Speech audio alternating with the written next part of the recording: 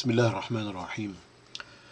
الحمد لله والصلاة والسلام على سيدنا رسول الله صلى الله عليه وسلم.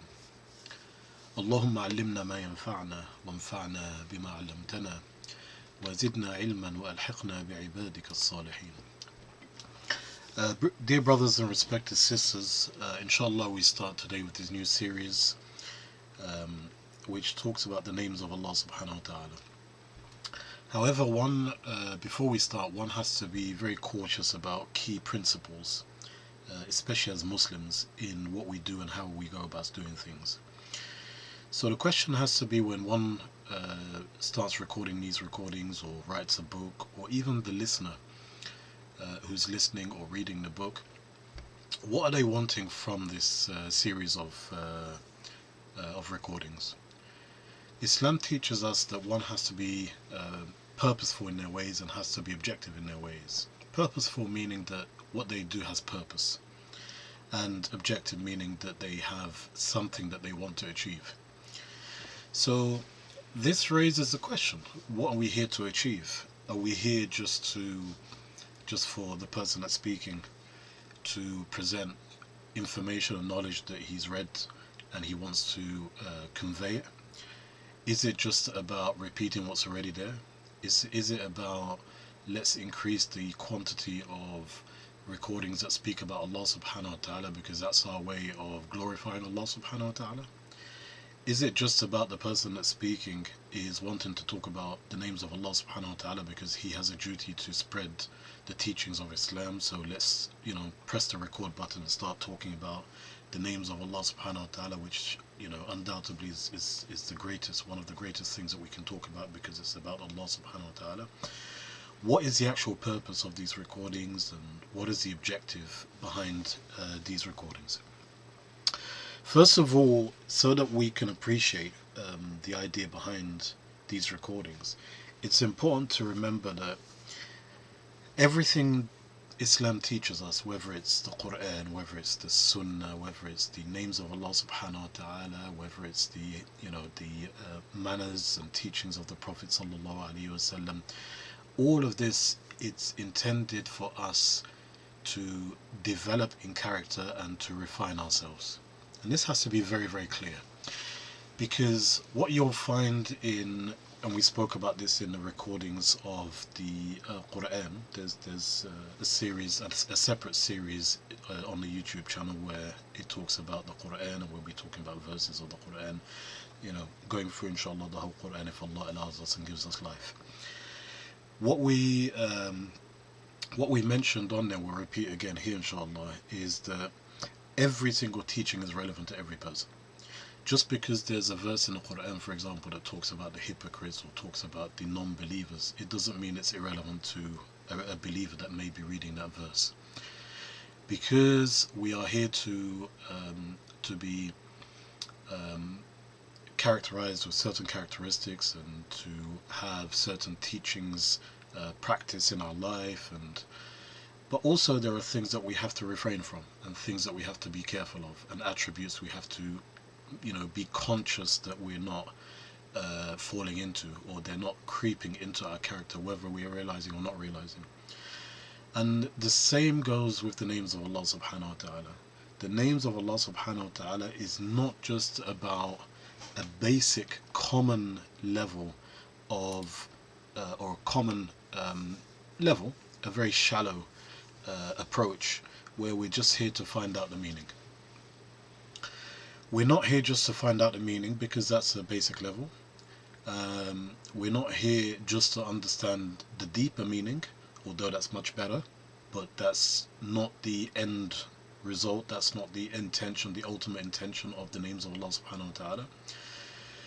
But we're here to develop a deeper impact, a vision and manifestation in character. And I will explain inshallah all of these, whether it's now briefly or whether it's inshallah when we talk about the names of Allah subhanahu wa ta'ala. We'll see what all of this means, because it's really, really important that we take the right approach.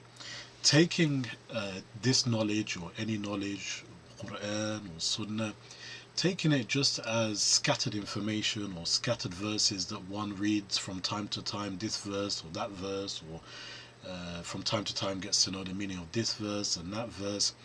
This scattered way has to stop. There has to be an approach, there has to be a method or a methodology that we follow in order to grasp what we need to grasp and to have change in our characters, in ourselves, what needs to be changed, and so that we're able to develop and we're able to refine and we're able to purify ourselves and we're able to develop, whether it's mentally, whether it's the heart, or whether it's physically, whether it's perception, our understanding of life, our understanding of ourselves, our understanding of the deen, the religion. This requires a certain approach. It cannot be haphazard. So when we say it has to have a deeper impact, or a deep impact and a vision and a manifestation, already you may have started to realize that this is coming out of the limitations of just knowing for the sake of knowing, but actually knowing in order that it has an impact on us. It has an impact on us, whether it's a heart impact, whether it's a mind impact, or whether it's character impact. And it's not one or the other, it's all three of them that have to be closely entwined together, so that the individual, the character that's looking to develop through the names of Allah subhanahu wa ta'ala, develops holistically. Doesn't just develop a bit, or doesn't just develop in a certain aspect of the structure of a human being, whether it's the mind or the heart or the actions, but they develop holistically. And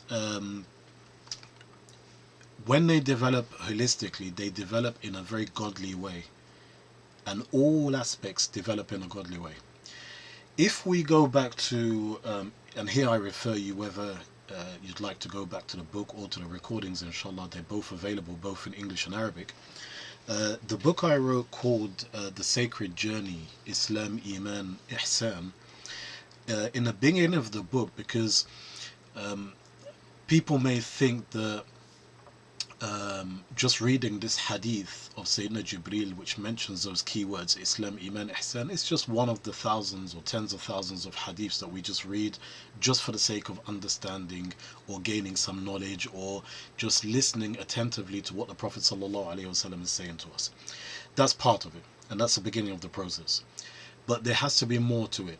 Again, like we said, that whether it's the Quran or the Sunnah or anything, we're here to change with it. So we have to understand what is there practically in these teachings that I have to understand first, but also have to develop through, in order to change as a person, in order to refine, in order to be a better person, in order to be in a proper, true state of worship and servitude to Allah subhanahu wa ta'ala, in order to have the manners that Allah subhanahu wa ta'ala has destined that we have, because this is the greatest, the best of manners that mankind can have.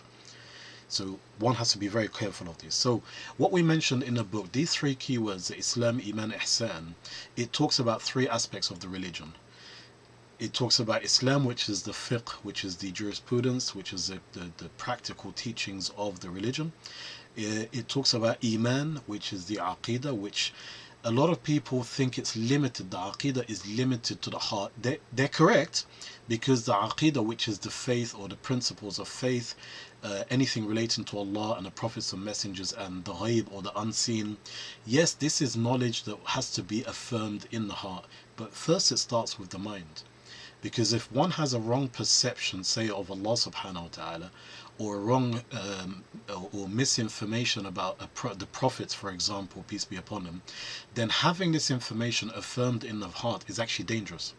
So what we want to make sure, what Islam wants to make sure, is that it's first of all correct and it's clear in the mind.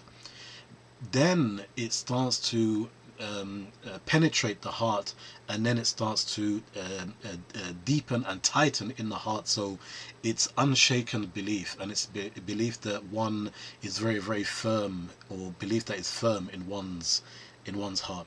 Then we have the third part, which is the ihsan, which is the purification. Here we're talking about spiritual purification. We're not talking about physical purification, which comes in the jurisprudence, in the tahara, in the fiqh. Now, why do we say why do we say all this? Why have we touched on the three elements of the religion? Because it's not just three elements, which is Islam, Iman, Ihsan. It's not just three knowledges, which is fiqh, aqidah, and ihsan. But it's also, each of these are serving an element of the human structure.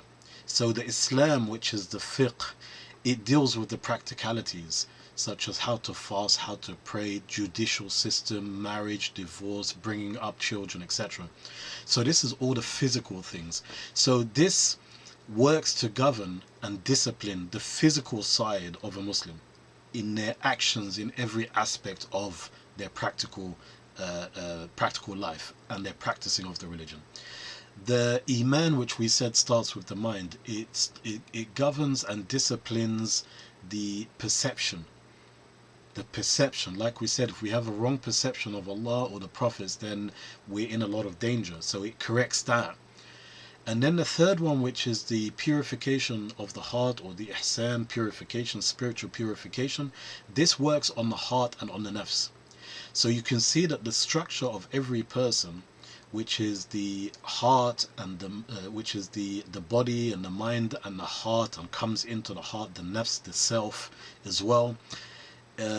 These three elements of the religion, the Islam, Iman, Ihsan, and the fiqh, aqidah, and tazkiyah, or knowledge of purification, it works to develop all three aspects of the human structure. So clearly, if one is not on point with their fiqh, with their Islam, for example, then their practicalities, or the practical side of this person, the physical actions, and the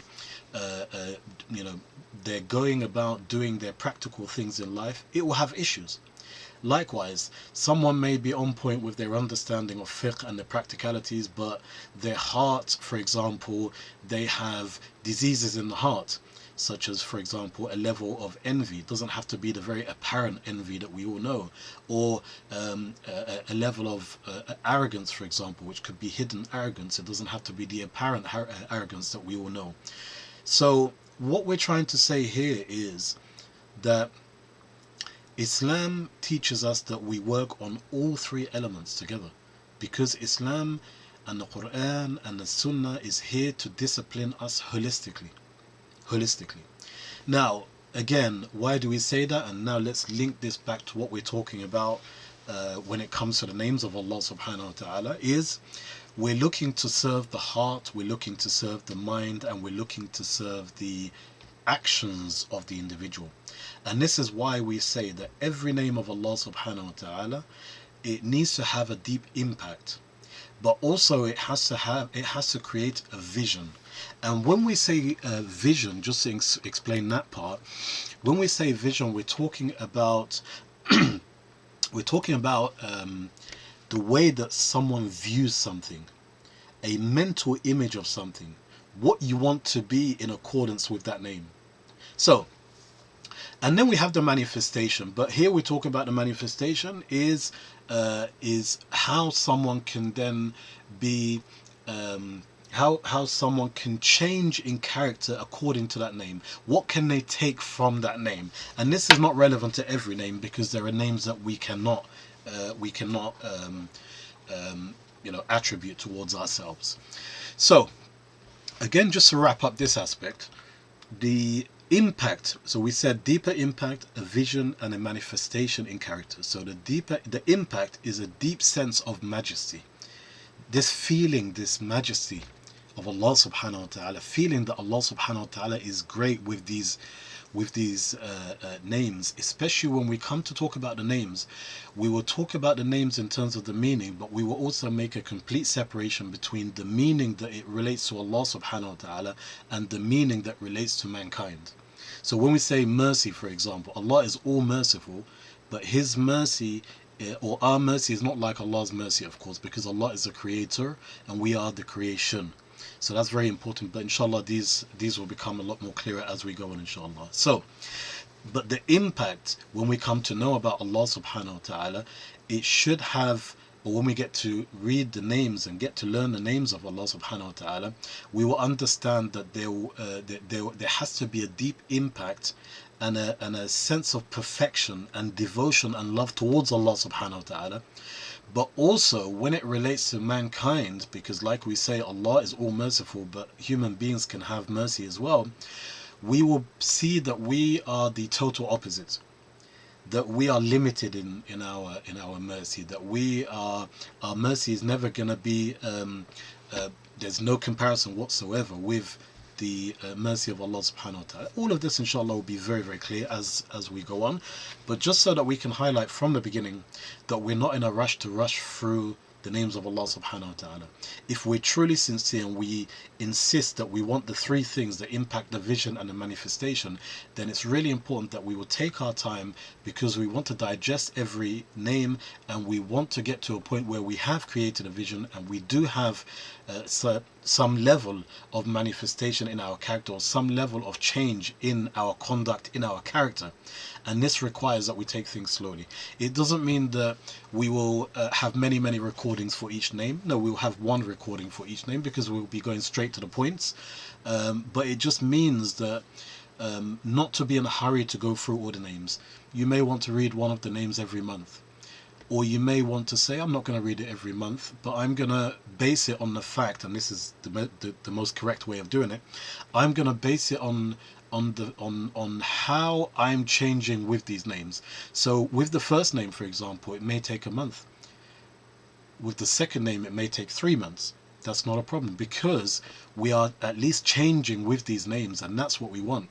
We'd rather change with these names slowly and ask Allah subhanahu wa ta'ala that He helps us, He guides us, He supports us, He gives us the strength, inshallah He gives us the life that we can go through all these names, so that we're in a better state to meet Allah subhanahu wa ta'ala when we have the impact and the manifestations in our character through the names of Allah subhanahu wa ta'ala. But we are not in a hurry, because we want to serve the impact and the vision and the manifestation through quality, not quantity. And obviously if we take the quantity approach, then we're not going to be able to get the real impact. And like we said in the beginning, it's not just impact, but it's deep impact. Is deep impact. So the impact is a deep sense of majesty and perfection and devotion and love. This is what it should create as an impact, as a heartfelt impact. Then when we talk about vision, we talk about a way of life. Okay, I've understood the name of Allah subhanahu wa ta'ala. We've understood what it means to me, what it means in relation to human beings. Now, this should now create a mental process. So we've dealt with the heart. It should now create a mental process. And the more impact it has on the heart, the more it will help with the vision or the mental side. Now, when we say a vision for a future, I've understood what it means to be merciful and what it as a person, but also what Allah subhanahu wa ta'ala's mercy means. This should then allow me to create a vision towards how I'm going to perceive things, how I'm going to live my life with mercy, how I'm going to relate to Allah subhanahu wa ta'ala, the all merciful. It gives me a mental image, a mental picture of something, and that something is how I'm gonna be as an individual, how I'm gonna be mentally. I'm picturing how I'm gonna want to become, having understood the name of Allah subhanahu wa ta'ala and how it relates to Allah and how it relates to us human beings. So it's really about what we want to be in accordance with that name of Allah subhanahu wa ta'ala. Then the manifestation in the character, and the manifestation means what impact, what change does this have on the character of the person. Again, this is all about change. The Quran, when it talks about change, it talks that this book, Huda lil Muttaqeen, it is guidance for those who are mindful of Allah subhanahu wa ta'ala. Guidance for those who are mindful, and they call it, in English they call it the function of the Quran. So the idea, the purpose, the intention of the Quran, it's there to serve us so that it can guide us to be the best of people. Now, and this is in Surah Al-Baqarah, chapter 2 verse number 2. So always remember, the function of the Quran is 2:2. So, and the same goes here, that we're here to change with this. So it's about acquiring attributes that we are able to acquire, and like we said, there are attributes we will not be able to acquire because it's unique for Allah subhanahu wa ta'ala. So it's about acquiring what is possible to be acquired from these attributes in order to work towards perfection. In order to work towards perfection. So that is the end result, brothers and sisters. The end result, that we have this overall, this holistic perfection in the individual, where not only do they have a deep impact in their heart, not only do they have clear vision and a clear understanding of things, not only that they have a change in their character, but they have changed holistically as a person. They become godly people, they become noble people. And this is why scholars have taught us that the perfection of mankind, the perfection of an individual, and also their happiness, is by being able to mold yourself, or being able to be molded through the morals and the qualities of Allah subhanahu wa ta'ala, through the names of Allah subhanahu wa ta'ala, through the teachings of Allah subhanahu wa ta'ala, through the laws of Allah subhanahu wa ta'ala. All these things, they change us to be or to develop and to advance in levels of perfection. And this is why also scholars, when we are talking about the three key words in the hadith of Sayyidina Jibreel, what is Islam, what is Iman, what is Ihsan, the scholars also talk that these are, so you can imagine these three things as three circles. They're all interconnecting, because also they're obviously three elements of the religion.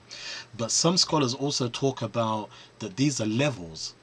So the most basic level of people of practicing the religion, which is not enough, but that's the basic level where they're just doing the fiqh, they're doing the jurisprudence, they're fasting, they're praying, etc. And we see this around us, where people tend to be very limited to just fasting and praying and doing these rituals. Whereas compared to, say, other religions where the whole religion is around just a number of rituals, in Islam the concept of worship is much greater than just the rituals. So this is one level. Then the next level is having these deeper perceptions when it comes to Allah subhanahu wa ta'ala, when it comes to the prophets and messengers in the Aqidah, the knowledge of Aqidah, and towards the unseen. This elevates someone to a much higher level. Because when we talk about, for example, when we talk about the names of Allah, we're clearly talking about the Aqidah. We're talking about the Aqidah. So all these things that we're talking about, where when we understand Allah through the names of Allah, when we understand us and what is intended from or what is intended for us from taking the names of Allah subhanahu wa ta'ala, we're clearly elevating to a much higher level. But the higher level, which is the ihsan, which is the spiritual purification, this is a higher level, because as the Prophet ﷺ says in the hadith itself, hadith Sayyidina Jibreel, that the understanding, the definition of ihsan is that you worship Allah subhanahu wa ta'ala as though you can see him. So we don't need CCTV cameras. We have CCTVs in our hearts. This idea that this consciousness, this awakening that we know Allah subhanahu wa ta'ala can see us, and he knows every action and every thought and every feeling that we have. So when we worship Allah subhanahu wa ta'ala, knowing that and very, very conscious of that, this will discipline our actions, and this will keep us on point, and this will keep us in a great level of obedience towards Allah subhanahu wa ta'ala. So that's ihsan. So what we're doing here, inshallah, with the names of Allah, you will find that it's a mix of I don't want to use the word mix, because it's not something that we've come out with or we've invented through these recordings. It's not something that we want to innovate, and we're not going to innovate. But what we're doing is we're reverting to the names of Allah subhanahu wa ta'ala, and we're extracting from it, according to the teachings of the scholars, what are the practical changes, what are the changes and the impact and the vision that one can take from it. So here you'll see that, inshallah, when we take this right approach, we will then find that the Islam and the Iman and the Ihsan will all be refined, because this is what we're intending. This is the objective that we're after, that we want to, from defining to refining, we want to refine. So we will find that the first circle, or the first level, which is the fiqh, that's refining.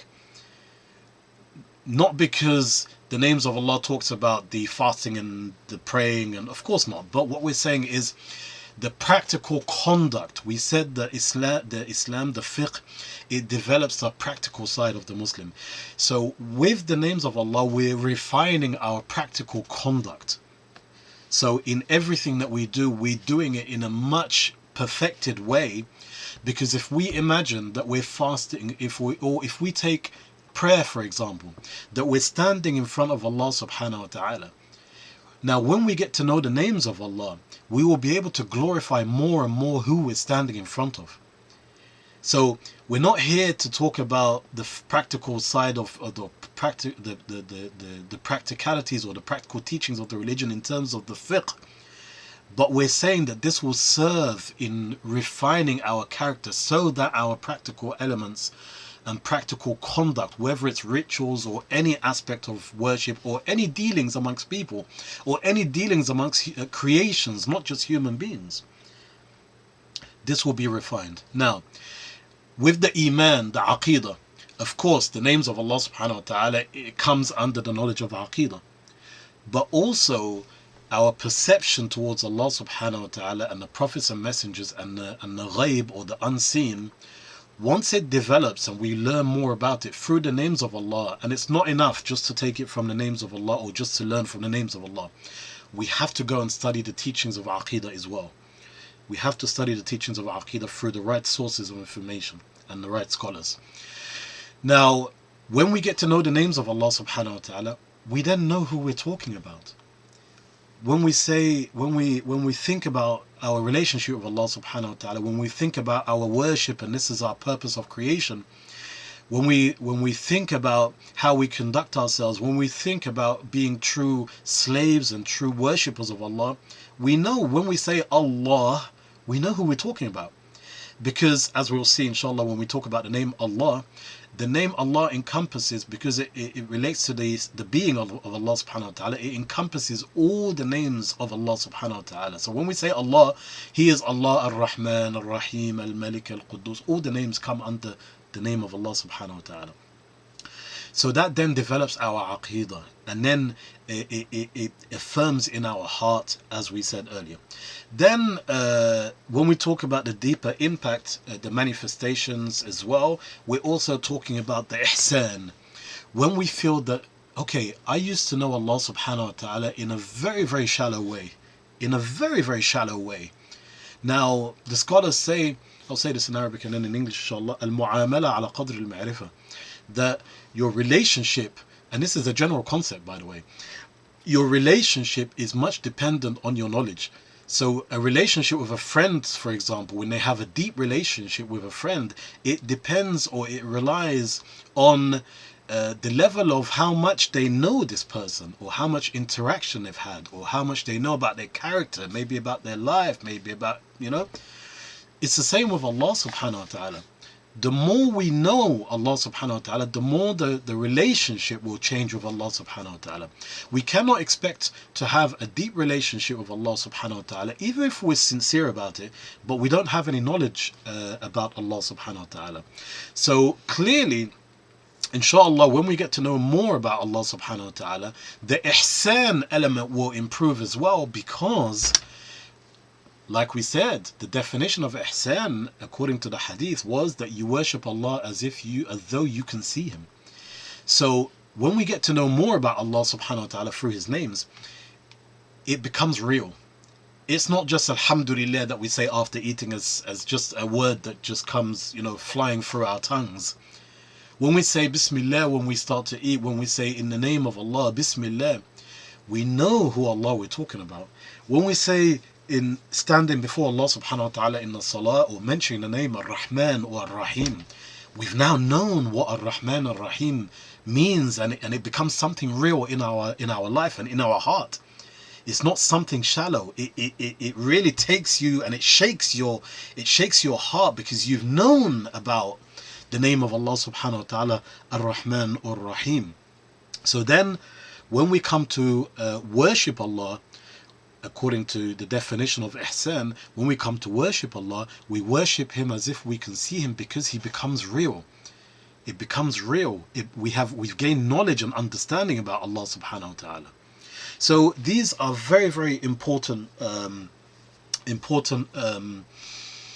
principles, if we want to call them, or important things that we have to be very, very conscious about, inshallah, so we can succeed in this, let's call it a project. Let's call it a lifelong project. And it is a project, because inshallah we're going to take knowledge, we're going to implement this knowledge, we're going to it's going to have an impact, it's going to have a change in our character. We're going to be very cautious about not jumping onto the next name unless we feel that we've digested this name a lot and it's had an impact on our character, etc. So these are very, very important things. One thing to bear in mind, because someone may be saying to themselves, hang on, you're saying that Allah subhanahu wa ta'ala is merciful and then we can have mercy. How can we take from these names from Allah subhanahu wa ta'ala when Allah subhanahu wa ta'ala is the creator and he's unlimited and we're the creations and we're limited? How can you say that we can have mercy, Allah has mercy and we can have mercy? Okay, the common factor here is in the word. So the word M-E-R, C-Y, the word mercy, this is a common thing between Allah subhanahu wa ta'ala. Other than that, there is nothing that's common between us and Allah subhanahu wa ta'ala, because he is the creator and we are the creation. He has the attributes of a creator and we have the attributes of creations, with all the limitations that we have as creations. So when we say that Allah subhanahu wa ta'ala, if we use or if we take one example and we say that Allah subhanahu wa ta'ala has mercy but also people have mercy, the only common thing is the word mercy. However, Allah is all merciful and he's always had this attribute of mercy. Whereas mercy in mankind is limited, and it was created and initiated by Allah subhanahu wa ta'ala, and it continues to be sustained by Allah subhanahu wa ta'ala. So you can already see that there is no comparison, and it's just a word. Also, another element, so that we don't just limit the names of Allah subhanahu wa ta'ala to us as individuals, as in our character changing, our heart impact, our mind impact, our vision, etc., these things that we've spoken about, we also have to understand that the names and attributes of Allah subhanahu wa ta'ala also influence the universe. And I'm sure we're very aware of this, but we just need to be conscious of this when we're going through the names of Allah. It's not just about me as an individual, but it's about how I observe this world and the ways of Allah subhanahu wa ta'ala and the universal laws of Allah subhanahu wa ta'ala. This will help us because we are part of this universe. We are living in it.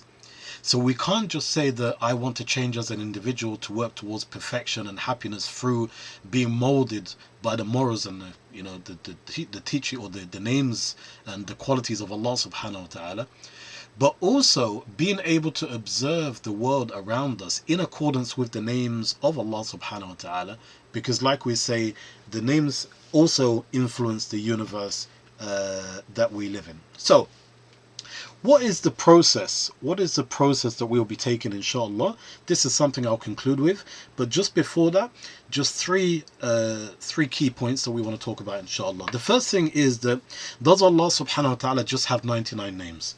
The answer is no. There's a common hadith which talks about the 99 names of Allah subhanahu wa ta'ala, which is in Al-Bukhari and Muslim. But a lot of people think that these are the limited number of names that Allah subhanahu wa ta'ala has, which is the 99 names. That's not the case. We know from this hadith in Al-Bukhari and Muslim that, sorry, in another hadith which is narrated by Imam Ahmad and Ibn Hibban, that the Prophet, peace be upon him, was saying a dua where he was mentioning where the names of Allah subhanahu wa ta'ala comes from, and it comes from three. One, which is mentioned in the Quran. Two, which is taught to the creations of Allah, such as prophets and messengers. And there are also names which Allah subhanahu wa ta'ala has kept to himself and has not exposed. So there are many, many more than just 99 names of Allah. Then the second point, are there any two names that are exactly the same? The answer is no. And as we said before, that Islam is purposeful and Islam is objective. So there is no benefit in having two names which is exactly the same. because it's not about the words, it's not about the letters, but it's about what the meaning, or the meaning of the word is. So if the meaning of the word and then what comes out of it in terms of impact and vision and manifestation, if it's going to be the same with two different names, then this is just being repetitive. And like we say, Allah subhanahu wa ta'ala, well, like we say, Islam is objective, but Allah subhanahu wa ta'ala is all wise. So there are no two names that are exactly the same. Let's take some examples. Allah subhanahu wa ta'ala, Al-Ghafir, Al-Ghafur, Al-Ghaffar. Al-Ghafir, which means the forgiver. And here it refers to the origin or the principle of forgiveness, that Allah subhanahu wa ta'ala is forgiving. Then Al-Ghafur is that Allah subhanahu wa ta'ala is all forgiving. So He forgives a lot. He forgives multiple sins. Then Al-Ghaffar is that Allah subhanahu wa ta'ala is full of forgiveness. So He repeatedly forgives ongoingly. So even though they all come from the idea of forgiveness, but we can see that the difference between Al-Ghafir, Al-Ghafur and Al-Ghaffar, that there are differences between them. Then the last point which we'll talk about inshallah, which is the approach, the method that we will take. Like we said before, things cannot be haphazard and just scattered, but we need to take it in with a certain approach, with a certain methodology. First of all, we will be talking about each name. We'll be talking about the linguistic meaning, and here we will not go deep into linguistics and language. No, this is not what we're intended to do, but we have to obviously start with the meaning of the word itself. And we'll carefully focus on the definition of that name with a lot of focus and a lot of thought and a lot of attentiveness. Then we will ponder on what that name means in relation to Allah subhanahu wa ta'ala through the works of scholars, through what the scholars say. And again, we will not be going wide into this scholar says this and this scholar says that, and then mentioning all these books and then elaborating. No, we will be very, very focused. The idea is that we want to get to the impact, the vision, and the manifestation. So we will not be forgetting ourselves by going into deep linguistics or deep works of the scholars, but we will be arising from the teachings of the scholars, because this is the right method that we deal with, whether it's the Quran or the Sunnah or the names of Allah subhanahu wa ta'ala. We do not read these names or the verses or the hadith and just say this is what my understanding is. We go through the works of the scholars, rahimahumullah ta'ala. Then we will take time to understand. We will take time allowing these meanings to deepen in our heart and mind. And when we say time, we will talk about how it can have an impact on our hearts and minds. And we will spend some time with the thought of the name. Then we will read the name and how it relates to us. How it relates to us. And we will reflect a lot from what is intended from these names that I have to take as an individual, and I need to be characterized as a person, or have characterized in me as a person. Then we will talk about, or we will reflect on how to actually implement and how the name will be part of every person. So what is there after we've reflected in the previous point? We will see how we will start to implement this in our life, how we will implement the manifestations of the name in our character. But it's very important to understand that it's not about isolated actions. It's not just about actions that we do. For example, when we talk about the Allah subhanahu wa ta'ala is merciful, and then we talk about how we can be merciful, we have to be very careful. And this also relates to the fact that we don't want to jump between jump from one name to another every week or every month. We want to really have these names really sink into our hearts and sink into our minds and have a real impact on our character. So it's not about individual actions where we go out and say, okay, I will, for example, start giving charity every month, or I will do this. Of course, this is part of it. But what we want is, we don't want isolated actions, but we want a change in character. Because when there is a change in character, then naturally everything, when it comes to the person's dealings and their actions and their conduct and their interactions with everything around them, not just human beings, but with animals and with everything, naturally the mercy comes out, because it's been something that has been instilled in the person as a character change. So naturally the actions, which was a branch of the roots, will come out naturally with mercy. Whereas if we focus just on the branches by just doing certain actions and not focusing on the roots, then what might happen is the number of actions might decrease over time, or the quality of the actions may decrease over time. But we want a real character change that stays with us. And then finally, we need to allow time before moving on to a new name. If we take the right approach and we change inshallah through every name, then we will see the effect and the change from the first name. So we need to focus inshallah on quality, not on quantity. We ask Allah subhanahu wa ta'ala that He guides us and supports us to be able to understand His names and understand what we are to take from the names that we can take from. We ask Allah subhanahu wa ta'ala that He helps us and guide us to be able to have this deep impact. We ask Him subhanahu wa ta'ala to help us and to guide us that we can have this vision and a change in vision, or a correct vision, a godly vision in accordance with the names of Allah towards our life and towards our future and towards the way that we see things. We ask Allah subhanahu wa ta'ala that He helps us with the manifestation in our character and having a character change.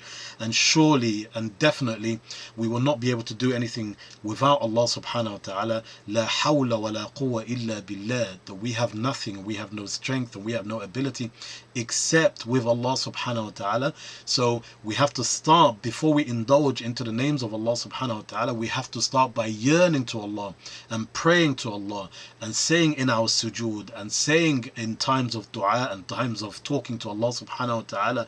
We have to ask Him that He guides us, because we are we are governed, or we are in need and in yearn for the guidance and the support of Allah subhanahu wa ta'ala to achieve anything. So how about if we want to achieve what we're looking to achieve here, inshallah? So revert to Allah, yearn to Allah, cry to Allah, get up to Allah subhanahu for the sake of Allah in the middle of the night before Fajr.